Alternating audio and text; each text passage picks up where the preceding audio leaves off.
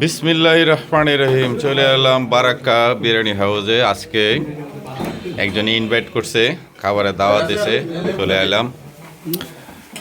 আমার সদ্য দাঁতের ডাক্তার মোবারক সাহেব আজকে ইনভাইট করলো, আমরা খাইতেছি।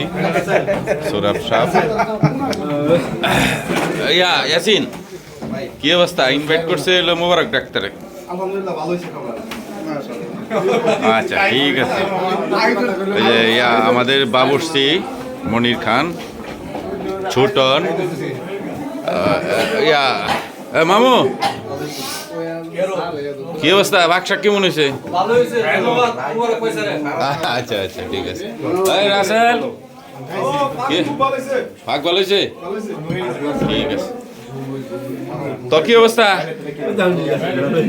আচ্ছা ঠিক আছে, সবাইকে অনেক ধন্যবাদ। আর একটা দাওয়াতি অনুষ্ঠানে চলে যাব।